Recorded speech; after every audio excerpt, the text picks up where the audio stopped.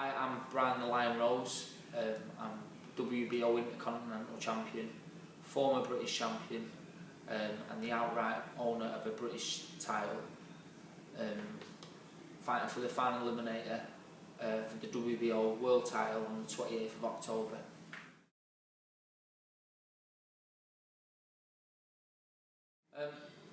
As a kid growing up, and 9-year-old, 10-year-old, I was a bit mischievous and a bit outgoing, so my dad decided to calm that down by taking me to the gym.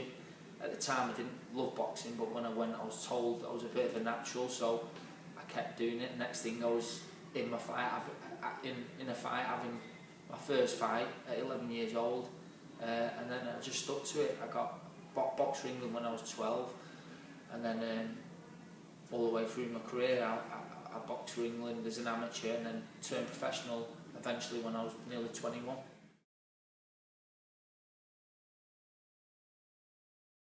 I mean, confidence is a massive thing. I think mentally, if you're not ready for a fight, mentally, it's just as important as being physically prepared. Confidence is a massive thing, because if you're pulling your punches because you're not confident about throwing them, or you're scared of taking a punch because you're not confident of your chin, you've got to be confident in your ability. You've got to be confident in taking shots, and just I think confidence can be seen by your opponent. So if you look confident getting in the ring, then they're going to see that, and I think that'll help in the long run too.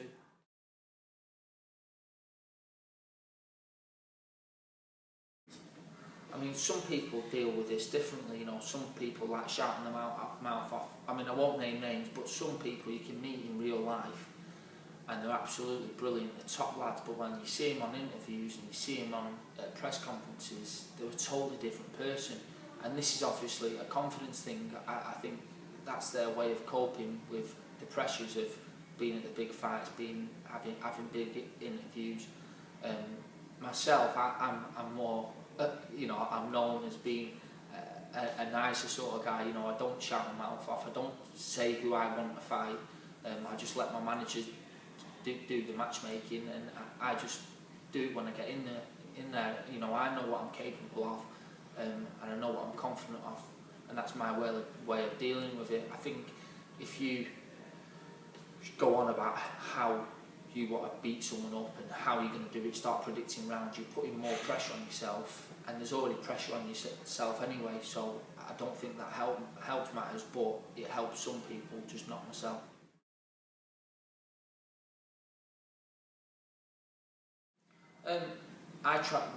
My method is I try and block everything out, what's going on around me.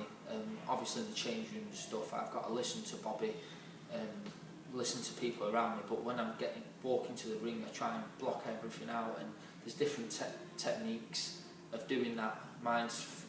This sounds strange, but mine's focusing on a dot on a wall, and everything comes in around me, and then I'm focused, I'm ready to get in the ring, and until I get that, I'm not ready to walk in the ring. And then if I can hear someone outside the ring, then I'm not focused enough. If I can't hear anything, that means I'm in the zone and I'm ready to fight. There's been times when I've heard things outside the ring, and that's when I'm taking a shot because I'm not focused. But when I'm fully focused and prepared, that's when I'm at my best.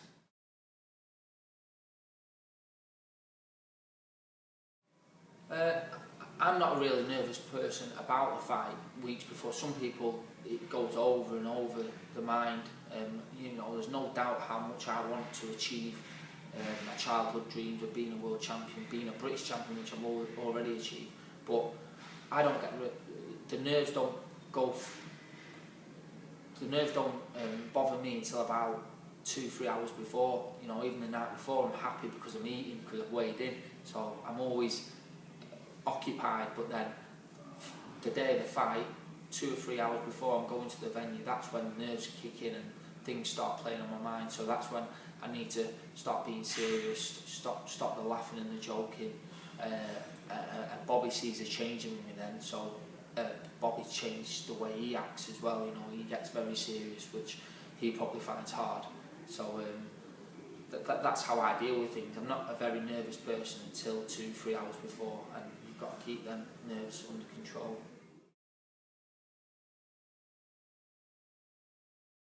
I think for starters, he has to understand you. He has to understand the way your mind works. I mean, it sounds daft this, but if I'm doing something wrong in the corner, there's no point in shouting in my face, giving me a slap, because it doesn't work, and it's been proven that it doesn't work. Bobby knows me well enough to have a quiet word in my ear.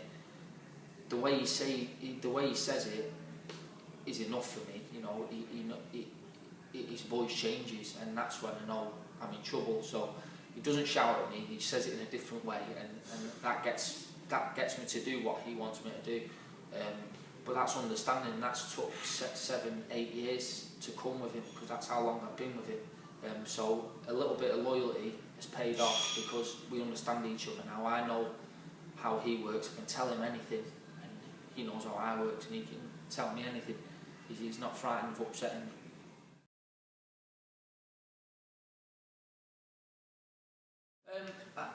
A lot of things for me. I mean, we were talking before, but it's a family thing. You know, if I'm struggling in a fight, I think about the people that I could let down. I don't know whether that's a good thing or a bad thing, but I do a lot of this because obviously I want to be a world champion. I want to achieve, like I say, my childhood dreams. But at the same time, I want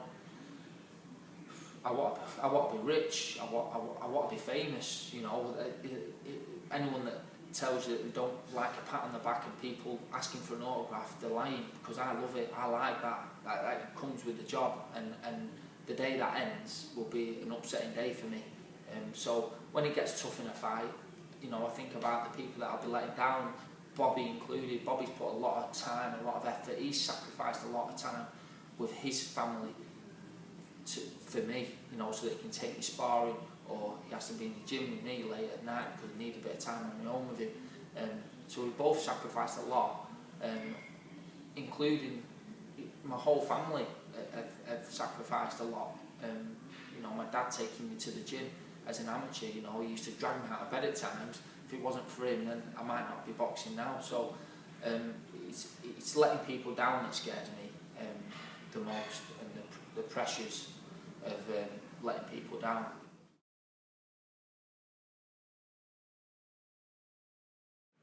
I think if you're deprived of anything, it'll change.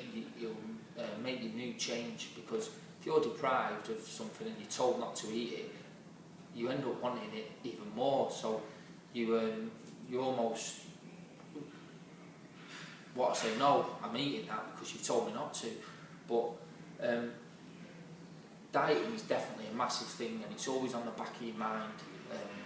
You're always conscious about what you're eating. For me, every boxer's got some sort of eating disorder, because we go back to normal eating when we're not training, and then we diet like hell when we are. So I think that has definitely got to change your mood, and it changes your emotions. You know, I'll speak for myself here. There's times where you feel that upset, you break down because you're that hungry, or you're that tired.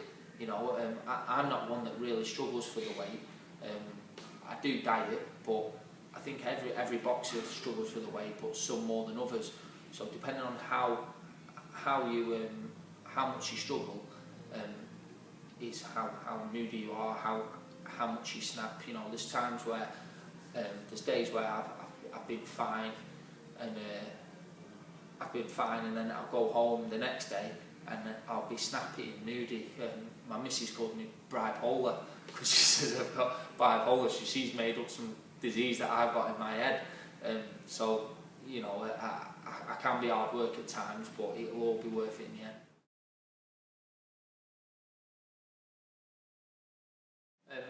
Yeah, I love everything about boxing. It's not the punches, it's not the training that's hard.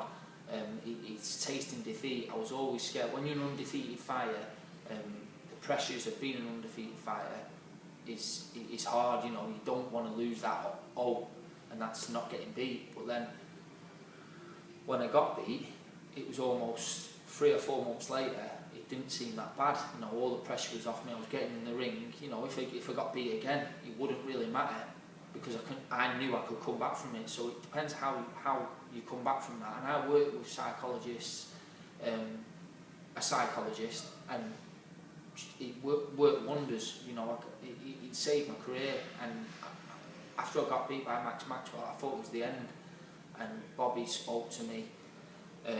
He said, just give it one more try, go and see a psychologist. So I think I owed it to Bobby and the rest of the people that helped me to go and see a psychologist to get help. And within the first hour of seeing her, it was unbelievable. The things she had me thinking, I come out of there much positive. And it made me realise that getting beat wasn't the end of the world. And now I've come back, I've won a British title and beat the lad that beat me. So it shows that your mental state of mind is so important.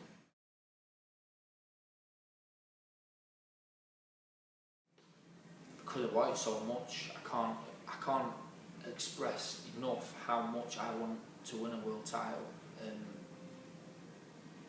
I've sacrificed so much. I've trained all my life since I was 9 years old for that moment when I step in the ring for a world title, and I'm going to grab it with both hands. I know. I mean, I believe in positive thinking, and you know, I read the book The Secret. Some people think it's daft, but I believe in it. And I think if you believe you can do anything, you believe it in your own mind, I think you can achieve anything, and that's what I think I'll do. You know, I don't think it. I know I'll do it, and it's through the passion and how much I want it for not just for me, but for Bobby and my family, and for the financial gains that I'll get from it. You know, I want to set up a future for my wife and my baby. That's it basically. You know, it'll set up a future, and it'll set up. I'll achieve a dream that I've been dreaming about since I was 9 years old.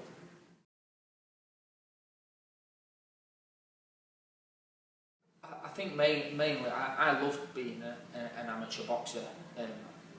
As a professional, I've had ups and downs because you get paid, so you're almost paid to go for a run, so you feel like you have to do it. Whereas an amateur, I ran every day because I wanted to run every day. But now as a professional boxer, sometimes I don't really want to get up for a run, but I've got to because I'm getting paid, and there's that chance I'll get beat. And obviously I've got things in my own mind that I want to achieve. So I think as an amateur, I think you need to enjoy it, and don't take it serious, but make sure you enjoy the training. Make sure you want to do it. Don't be pushed into anything that you don't want to do.